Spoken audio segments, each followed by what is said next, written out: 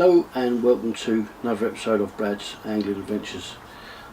This episode is part one of a review, tackle review.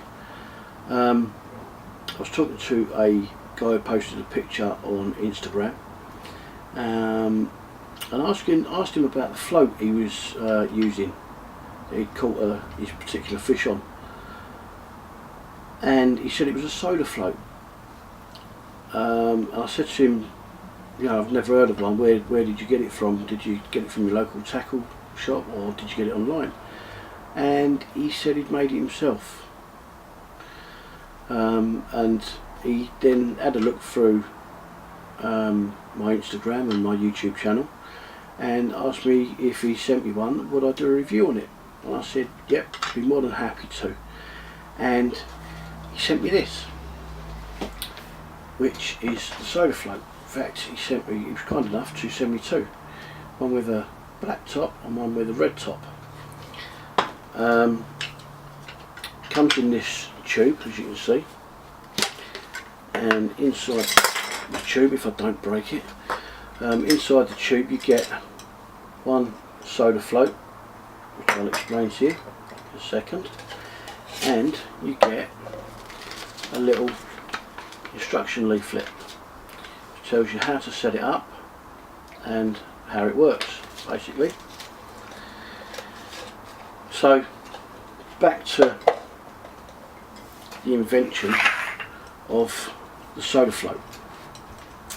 Now, Paul from PJ Tackle, he came up with this idea when he was fishing a match, and basically he couldn't get, due to weather conditions, he couldn't catapult his bait out to where the fish were milling about and he was fishing to. So he was trying to figure out a way how to do it, and that's when he came up with the idea of the Sodafloat. Came up with some quite crude inventions on the way to getting to the final product, one of which consisted of a knitting needle, a shampoo bottle and a ping pong ball, I think. So thankfully he didn't stick with that idea and we ended up with this. The Sodafloat took him quite a while to get to the final product, and if you're wondering what soda means, it stands for self-opening displacement action. So that's what Sodafloat is, and what that basically means is you can basically put any bait that you're using, if it fit inside the Sodafloat, because that body is hollow there, as you can see, get your finger in it. If you can fit your bait in there, the bait that you want to put out to where you're fishing, you can get your bait out to where the fish are, so exactly where the spot you're fishing on. Because what happens is you put your bait in, that ball sits like that, and due to there's little holes around the top and around the base of this, and what happens, that float will sit in the water like that, sits up to about here, so it sits like, it's, you know, self-cocking, sits to a normal float would.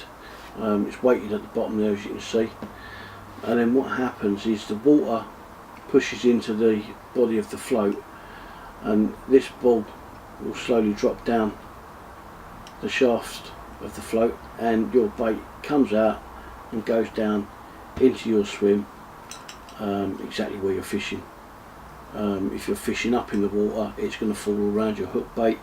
If you're fishing on the bottom, it's going to fall down to exactly where your hook bait is sitting on the bottom. As for attaching it, it basically attaches the same as any waggler float. It's got a hole through the bottom. I don't know if you'll be able to see that. I don't think the camera's going to pick that up. But it's got a little hole in the bottom there, so you could just put some float stops on your line, put your line through there and put more float stops on behind it to hold it. You can put it on with an American snap link swivel. You can, basically same as a waggler float, and then you fish whatever depth you want to fish with it, basically. It doesn't dive too deep because of the way it's been designed. It doesn't dive deep and spook any feeding fish.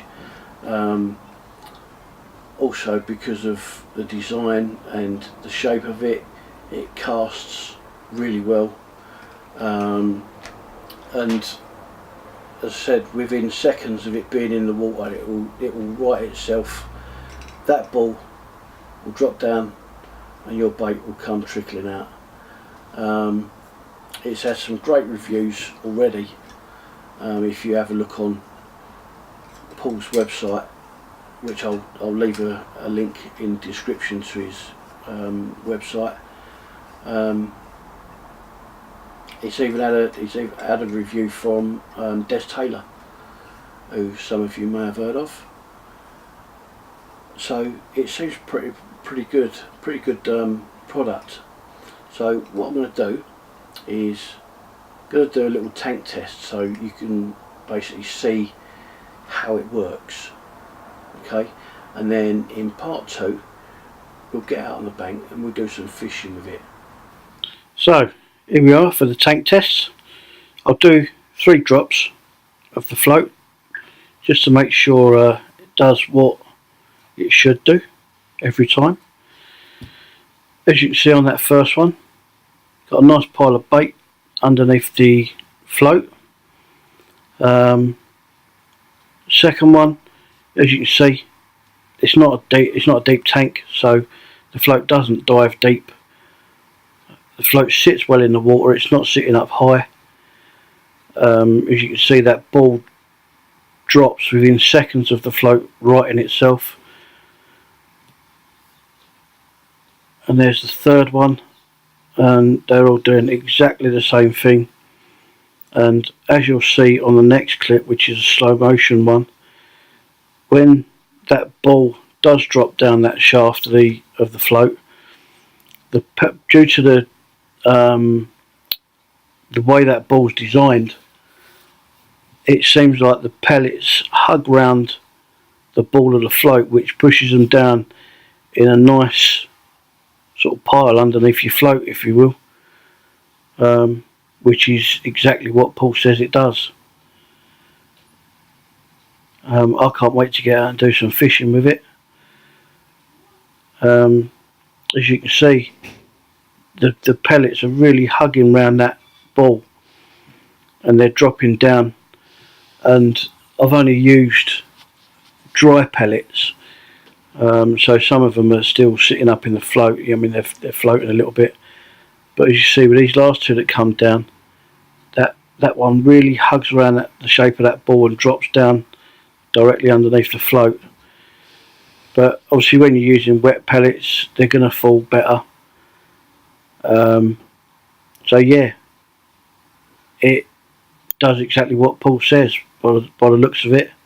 Whether you're fishing up in the water or down on the deck, you're going to have a great presentation of bait, because all that bait is going where it should.